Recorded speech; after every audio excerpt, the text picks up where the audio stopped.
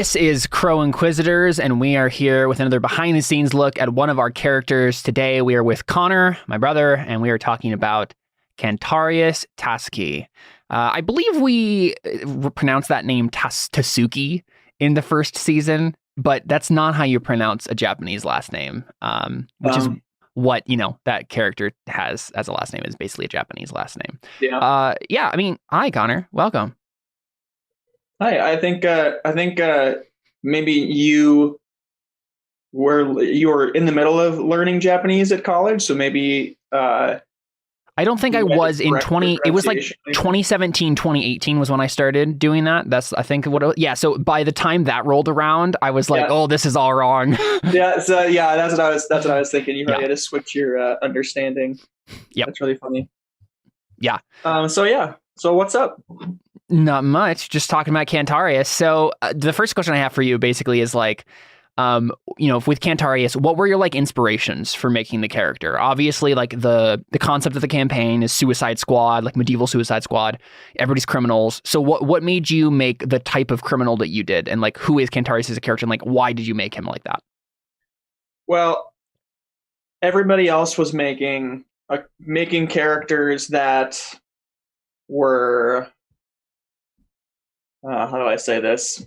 Everybody else was making characters that were very evil, and so which at your encouragement to do so. Mm-hmm. And so I was trying to be kind of like the only good guy who got caught up in this. I was trying to balance out the story, and in my head I was thinking, well, I might have maybe the story could be more centered around me if I'm the one good guy, because the other bad characters will have to mellow out with my good person leadership, because that's how the RPG would work. I didn't expect to play out the RPG and have everybody act so evil and me just be like, oh. So that was my original thoughts for the character. Yeah, for sure. So Cantarius is half Serrano and half Taconi, and we talk a little bit about that in the bonus kind of in between the break stuff that I talk about lore and stuff like that. We talk about those kingdoms. Why did you choose that as why did you decide to be half Serrano, half Taconi? I don't know. There wasn't any particular reason, probably. There wasn't. This isn't D&D, so there isn't racial bonuses, right? So, you were probably just telling me about these different, or honestly, you know what it probably was? It was probably at your suggestion, based upon, what my storyline, how I wanted my storyline to be, or my backstory. And so you were probably like, it sounds like you're from this race and this race. Possibly. I don't know exactly why that would have been, but it has been a long time since we made the character, for sure. And we didn't record the character creation. Exactly. Yeah, we did it just offline. I know that your father was an ambassador from Teco. Right, so he lived in Lucerta as an ambassador from Teco, and your mother was just a resident of Saran, right? Okay. So you grew up basically in between those two worlds. I think the main thing that jumps out to me with Cantarius being Taconi is his focus on morality and discipline in a way that's slightly different from how the Serrano treat it. Mm-hmm. Right, he has this kind of monk type asceticism about him in an Eastern sense, in a lot of ways. But anyway, so one of the things that we don't actually touch on in the game at all, and so I've been bringing up in these behind the scenes thing, is the life paths that you guys chose. And I explained in the first behind the scenes thing we did what life paths are and whatnot. But for each of the characters, I just want to briefly mention what their life paths actually were, and then I'll ask you maybe what your kind of thought process for choosing them was. So Cantarius was a city dweller, so he grew up in Lucerta, and then he did student, tinkerer, and then 2 life paths of taskmaster. I forgot about that. What were your thoughts there? Well, I know just kind of like what Burning Wheel was. Right. I was like trying to figure out how to do something um, unique and interesting, and I also think I was trying to do like a focus on forks. Right. Although I might not have been aware enough about forks going into it, so maybe I don't think so. Given the skills that you had a particular character in mind, and you did have some stuff that helped with forks for sure.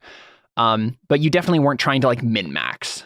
Yeah, no. Which is why Cantarius kind of turns out the way he turns out in the story of just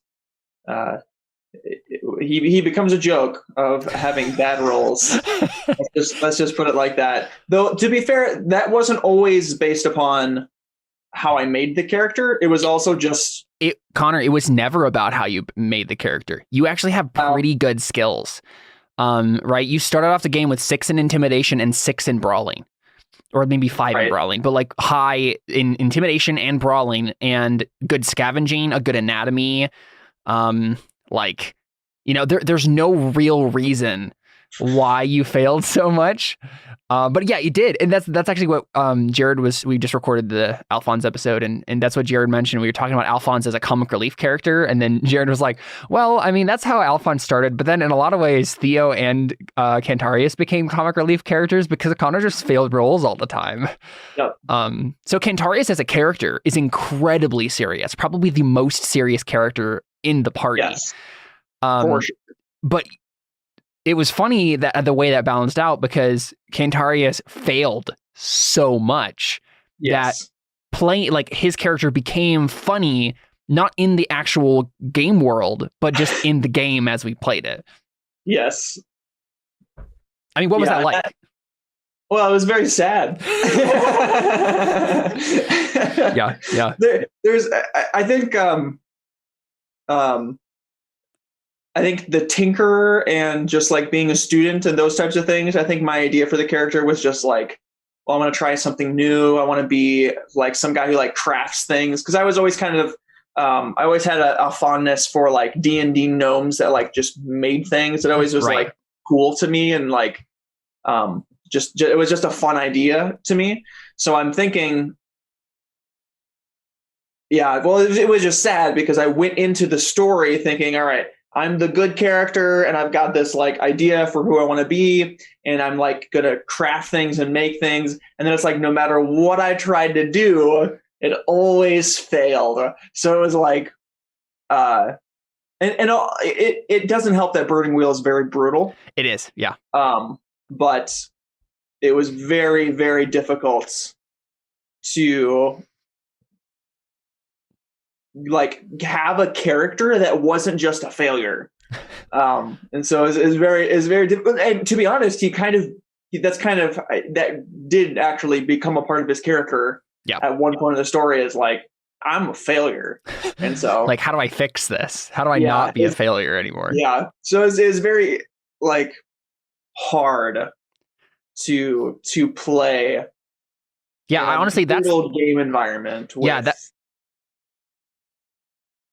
Yeah, go ahead. Yeah, I was just going to say, that's like the number one thing I remember about Cantarius is just how brutal it was for you playing the character, because you just like, you have all these, it's funny because you had all of these like instincts about trying to be moral and taking the lead and dealing with confrontation and whatever else it was. And then whenever you would actually come to those decision points, there would be something where you'd realize just how like actually messed up this character was and downtrodden he was. And like if Dylan and Alphonse have a bit of a redemption arc, you know, speaking in general terms, that's what they kind of set out to do with those characters, is like try to redeem them. Cantarius had the opposite, where he basically started on his high horse, right? Basically saying like, you should just kill me, I won't work for the church. And then basically just systematically breaking down every like highfalutin moral principle he had until he's just like, there's nothing left for me. I thought that was a lot of fun. Well, yeah, and it was, I mean, the character was fun. I mean, it was fun to play the character. But I look back on Cantarius and think that was probably, it wasn't the least fun I've had in an RPG, but it was the hardest to play a character. Yeah. Ever, which made it not as fun as some of my other characters. Yeah. But Cantarius really is a unique character where like all of us in the RPG group, we all like I'm known for having played Cantarius, even though it like sucked. Yeah. So it's very difficult. Yeah, it's so funny. It was fun though. Yeah, and it's so funny. It's like thinking about, because one of the things that Jared and I talked about too was like his characters before Alphonse. And Alphonse is kind of a different character compared to what he played previously. Now, looking back on it, he's played characters similar to Alphonse now since Crow Inquisitors. But before that, Alphonse was like, before that, Jared was like, playing Djembe or Mogar or Mognitus, the people who are basically like just tanks. And Alphonse was like the complete opposite of that. And I'm trying to remember for you and Cantarius, like I remember you played Pottle, who was just, the most annoying rogue ever in a D&D campaign. What other characters did you play before that? Like, I'm just trying to like get a picture of like you as a player, where Cantarius was in that journey for you. So yeah, it was Pottle first, and then the other ones I remember was like that. We did From Heads and Worthy, and you played Vanguard. Yeah, I was going to say the Warlock. With honestly, the spear. Vanguard was a little bit like a proto Cantarius in some ways. He was actually, with the spear and trying to be like a gruff good guy. And he had intimidation. That was like his main thing. Yes. Yeah, actually, yeah. So he was kind of like I was trying to make that work in an RPG, because I was like, well, Burning Wheel is here and it's got all these different skills. And it seems like I can accomplish more things with this RPG. Well, accomplish more of the things that I liked to do in RPGs. Try to make unique like builds. That's like what I love to do in RPGs and in video games. Is like find unique builds that shouldn't work, but do because of like weird things or like playing it right or whatever. And so intimidation was always something I like thought was a super fun idea, and could just never figure out how to pull it off. I think Cantarius definitely has his moments, though, later on in the campaign, for sure. With intimidation specifically. Yeah, and it's Crow Inquisitors is such an interesting game to consider, especially now, and then like digging so deeply into it for me, making this podcast, because Crow Inquisitors is at once a kind of culmination of what had come before, but in a lot of ways, it's also the genesis of the new gaming group dynamic that we were starting. Yeah. And so it's fun to see, like, I think that is true about you as a player now and then. You try to make a unique character that still works. Where David's is always, I want to make a character who's really good at one thing. Mm-hmm. And like it's a paragon of that thing. Jared is usually, how can I game the system to be as successful as possible, while not necessarily he doesn't necessarily focus on like optimization in one thing. He just wants to be as successful as possible with the game mechanics and like what the reward system you're supposed to get from the game. Right. And I'm thinking like, what is Josh's thing? What is his like shtick? I mean, a lot of it for him is like, he's great at coming up. He's great at being a co-GM with me, right? At like coming up with really cool stuff for the world and the setting as we play. I'm just curious about his, like, he obviously has a character type, because Antonius and Till are very similar characters in a lot of ways. Mm-hmm. I'll definitely have to talk with him about that when we record his, about his thoughts there. So for you as Cantarius then, what did you have any other like inspirations for the character? Was it literally just like, I want to be a good guy in a bad world? Well, no, it wasn't that I wanted to be a good guy in a bad world. I wanted to be a good guy amongst bad guys to try to balance out the game. I wanted to try to balance out the party. So instead of being this evil bad guy, because I was in my head, I'm thinking, if we're going to play an evil campaign, okay, well, somebody has to be the good guy, because otherwise there's like the party doesn't stick together even. And so I was like, in my head, I was like, well, that's the obvious way to try to fix this. But I think part of the issue is that Dylan and Alphonse just ended up being such evocative and driven characters that they instantly took either a leadership role or a pushing the party onward role, where your character at the very beginning, like, you had an instinct that was like, always take the lead in a confrontation, right? Or whenever there's a confrontation, I take the lead. You never did that. You never played to that instinct at the beginning of the game, like, even though you started off with it. Yeah. What was that like for you? Like, just thinking through, like, realizing who the character was in that moment. What did you do actively to, like, start understanding the character? I think I started realizing that was who he was, but in the environment he couldn't be that because everybody else was that. Right. And I think that's more my, like, personal explanation. That's my character excuse. But, like, my personal explanation as a player was more that I didn't want to take the spotlight away from other people, but we were like, wait, no, I have an instinct, guys. Let me take the lead. So that was, and granted, I haven't listened to our original first episodes since we recorded them. So who knows exactly what what happened in those episodes. Mm-hmm. If I did try to say that and got shut down, but obviously you heard those and that's not what I did. So I don't think so. I feel like there were a few moments where, maybe in the first episode, especially, like, you were basically saying, like, no, I want to be executed, like, kill me and stuff. And we kind of just glanced over it because, like, the campaign concept was predicated on you joining the Suicide Squad. Right. So I think we just had to ignore it for the most part. Yeah. Like, where basically I just had to say, the NPC just basically tells you, sorry, that's actually not an option for you anymore. Like, even though, like, he had just threatened them a moment before with, like, the executioner still awaits. Like, yeah, no, I think my idea for the character was, like, I'm the only person who, honestly, my idea for my character was a redemption arc. Yeah. But what I didn't realize is that everybody else had such a more compelling, like, redemption arcs because they were more evil than I was. Yeah. Whereas I was, like, the depressed guy in the corner going, just kill me. Just kill me. And I'm like Kaladin at the beginning of The Way of Kings. Very true. Before Bridge 4 starts, he's just like, there's no point in life. And I've been thoroughly broken.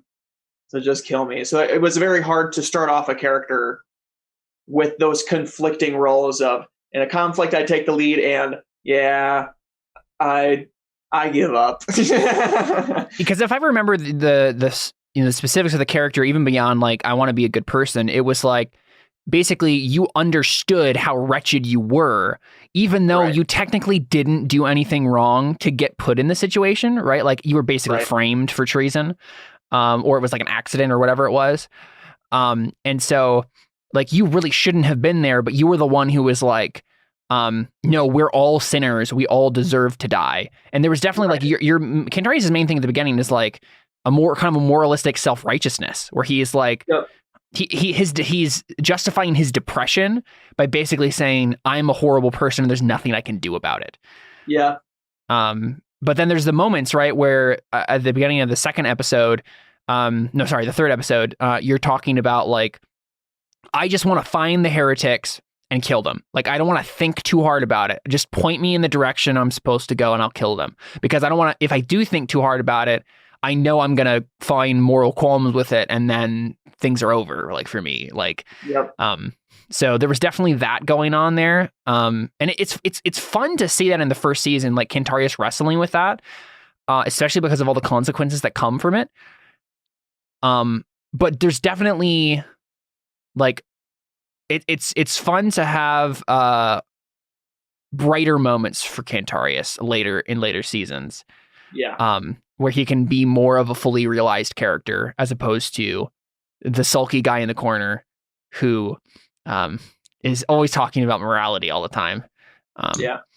But I think if your goal with a character was to make a unique character that still works, I think you succeeded. The rolls in a lot of cases didn't go in your favor, but that was kind of just probability and not your character's fault. So, right. Well, the other thing that we are ignoring as the elephant in the room is the fact that I was blind. Oh yeah, I forgot. And that was a huge. Just like I forgot in the game all the time. Yeah, well, that works in my favor though when you forgot that I was blind. True. Yeah.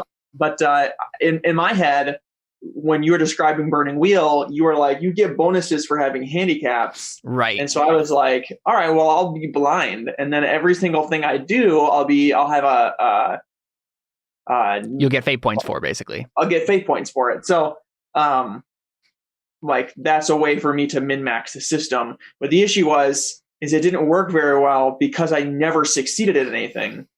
And so I would get fate points, yeah, but I wouldn't get persona points, which were way more important.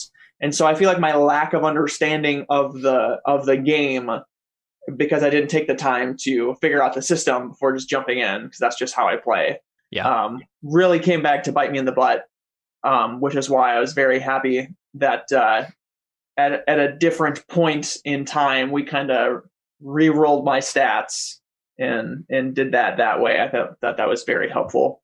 No, we did do that, didn't we? We kind of revamped the characters slightly.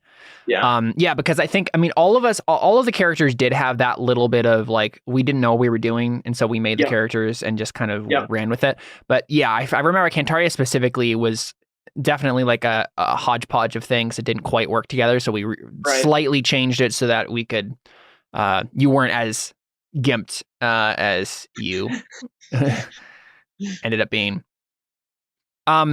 So what was it like for you in interacting with the other characters? Like, do you have anything that jumps out to you as like interesting or evocative for you as a player? Later in the season, I feel like Antonius and I really had a good character relationship. But I feel like before that, especially at the point in the podcast right now, I feel like I was really struggling with how I can interact with the other player characters. Yeah. In a way that was like not even just interesting, but like not game breaking, or like campaign derailing. Yeah. Because my character was so different than the rest of them that it was really hard at first to kind of have good character interaction. Sure.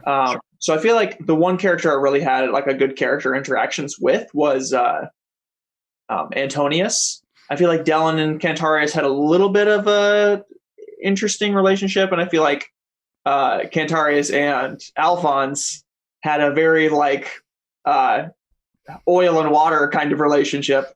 In some funny ways, honestly, like it's actually funny to see them interact because like you're so serious and Alphonse is so not serious. And so like a lot of times you guys will just kind of pass each other by in funny ways because Alphonse will be doing a thing and Cantarius is just like, why? Like, what is going on? Yeah. And that's kind of like me trying to play a serious campaign, and Jared was just playing how he always plays. So there's a little bit of an awkward balance there, but it was fine. It worked out well. Yeah. I was actually just talking about that with Jared. Is like it's interesting how Alphonse didn't end up being annoying to anyone, even though like his character, obviously to the other characters was obviously annoying, but for the players, it never seemed that way to me. It seemed like it worked pretty well. Sorry, you were going to say something else? Well, I was going to say it was very interesting.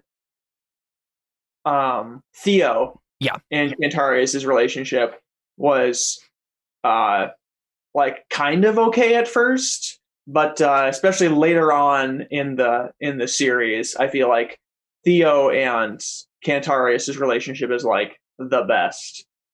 Or maybe it wasn't.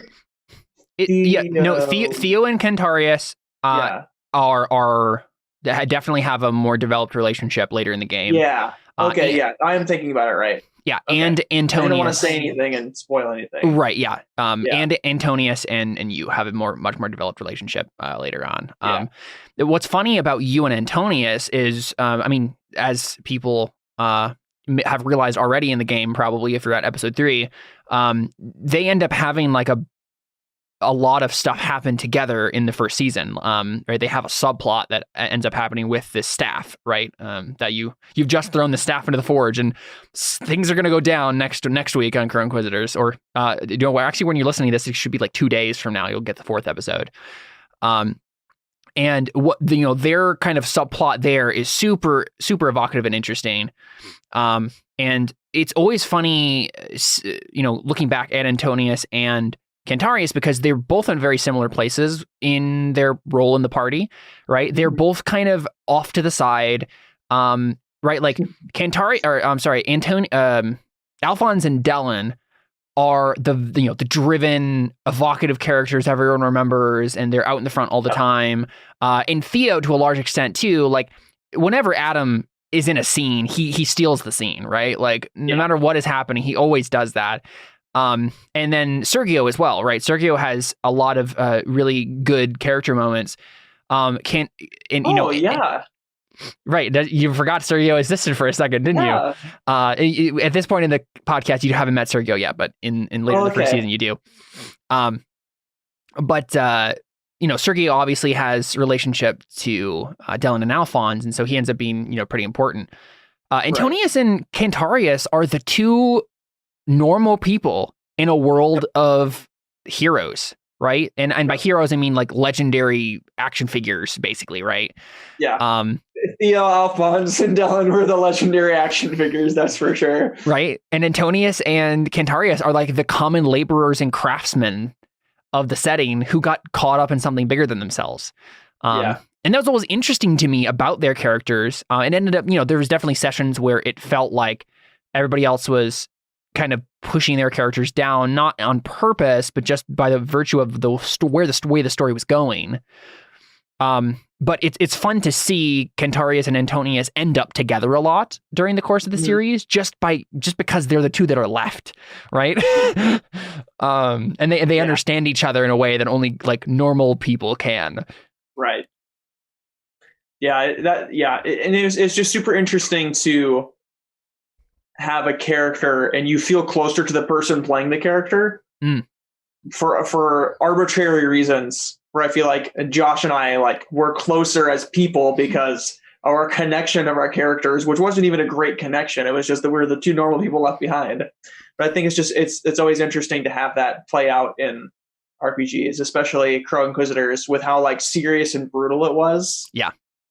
It's always interesting to see how those character relationships change subtly because of all that. Yeah, for sure. Any other thoughts on Cantarius or playing him at all? I definitely enjoyed playing a different character a lot more than I did Cantarius. We'll get to that. I go what you're saying. Which will be revealed later. There's a little side quest, you could call it. Yeah, I'm definitely interested to get to that. Let's just say that Cantarius and the people around him become a little bit more important later in the story. So yeah, cool. I am excited to get to that for sure. That might have been my favorite character ever playing. Right. Was that little session, because my rolls were good. And it was just interesting. Yeah, fair. Well, cool. Thanks for coming on, Connor. Talk about Cantarius. You can find the 4th episode coming out soon of Crow Inquisitors. I'm excited about it. Though me as a person right now is honestly panicking because the 4th episode is the one that I haven't prepared yet. 1, 2, 3, they're all ready to go. But 4th is not ready. So I need to make sure it is ready by the time it comes around. So, but yeah, cool. Thanks for coming on, Connor. Yeah. All right. Adios.